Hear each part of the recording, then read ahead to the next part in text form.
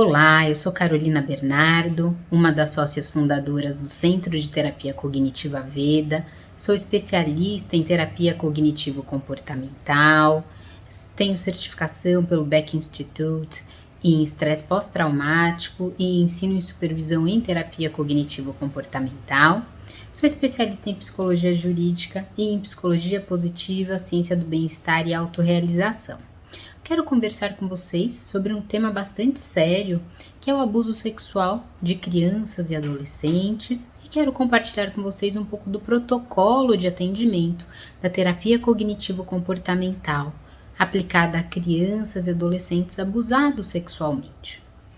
Primeiro ponto muito importante é que o tema violência sexual ou abuso sexual ele é cercado de mitos, tabus e silêncio. Então, uma primeira parte muito importante para a sociedade como um todo é que esse tema se torne pauta de discussão nas escolas, em casa, nos ambientes em que crianças e adolescentes frequentam, que nós consigamos desestigmatizar esse assunto. Dito isso, a terapia cognitivo-comportamental, ela tem como uma das suas premissas que a maneira como cada um de nós interpreta uma situação vai influenciar o nosso humor e o nosso comportamento.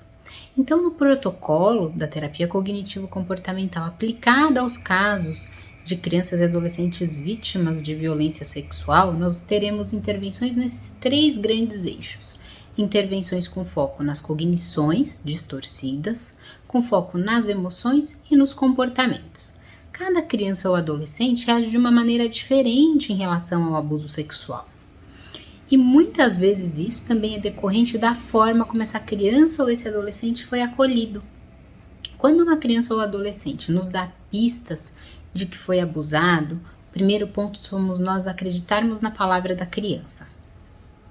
Não é o nosso papel provar se aquilo aconteceu ou não. Se nós temos suspeita de abuso sexual, nós já precisamos fazer a denúncia. E tem canais específicos pelos quais nós podemos fazer isso. Então, o primeiro momento, é a forma como essa criança foi acolhida quando ela contou. Se essa criança foi acolhida de forma adequada, muitas vezes ela vai conseguir atribuir a culpa ao abusador e não a ela mesma. Tem casos nos quais a criança faz a revelação e a pessoa leva um susto, a pessoa que recebeu a informação, e começa a questionar se a criança não está mentindo, se é verdade, se a criança tem certeza, se não é coisa da cabeça dela. Tudo isso faz com que essa criança, nesse primeiro momento, já comece a ter pensamentos sobre o evento. E um pensamento muito comum das vítimas de abuso sexual é: eu sou culpada, eu sou culpado, eu poderia ter feito diferente. E essas crianças e adolescentes convivem com a emoção de culpa e de vergonha. Então, a culpa e a vergonha são emoções que fazem parte do plano de tratamento das crianças e adolescentes abusados sexualmente. A forma como essa criança ou esse adolescente se percebe depois do abuso também.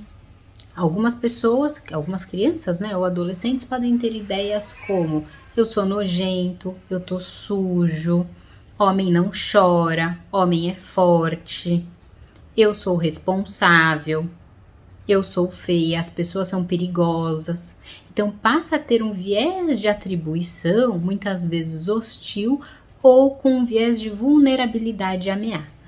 Então, o padrão de pensamento vai ser um dos aspectos do plano de tratamento. Também no início do tratamento, nós realizamos a psicoeducação sobre o abuso sexual. Essa psicoeducação, ela precisa ser realizada de acordo com a faixa etária daquela criança, com o nível de desenvolvimento daquela criança. Existem materiais lúdicos muito legais, A Rede Marista tem uma série de vídeos para a prevenção de abuso sexual que é incrível. Pipo e Fifi tem vídeos também para prevenção do abuso sexual e muitos outros que vocês podem encontrar no Google. Então, um ponto importante é essa criança ou adolescente compreender o que é o abuso sexual. Quais partes do corpo são as partes especiais, quais partes do corpo só os cuidadores podem tocar ou só elas mesmas. Delas entenderem o que é um toque de carinho e o que é um toque que é inapropriado. Porque muitas vezes o abuso acontece de uma forma que a criança não sabe que aquilo é errado, porque nem sempre o abusador ou a abusadora é alguém violento. E aí muitas crianças só percebem que tem algo de errado quando elas entram na escola e têm contato com pares de iguais, com outras crianças, e aí fazem algum comentário e o amiguinho fala, não, mas isso não pode, isso o papai ou isso a mamãe não pode fazer. E aí que eles se dão conta do quanto aquilo é errado. Então, essas variáveis são inclusas no plano de tratamento. É muito importante também que nós tenhamos certeza que essa criança não está mais exposta ao risco. Se essa criança estiver exposta ao risco, para tudo, né? Faça a denúncia e o principal objetivo é tirar essa criança, né, com os recursos legais, então fazendo contato com o conselho tutelar, fazendo uma denúncia numa delegacia especializada, né, para nós garantirmos o direito dessa criança ou adolescente à proteção. No Código de Ética do Psicólogo tem lá que se o nosso paciente estiver em risco ou estiver colocando alguém em risco, nós podemos quebrar o sigilo. Então é muito importante que o psicólogo clínico também esteja atento às normativas do nosso conselho e às orientações relativas a quando eu posso quebrar o sigilo e quando não posso quebrar o sigilo. Também é incluso no plano de tratamento dessas crianças e adolescentes pensamentos relativos ao futuro. Muitos deles têm ideias como: eu não confio mais em homem nenhum, então eu não vou casar, as pessoas são muito perigosas, nunca mais ninguém vai me querer.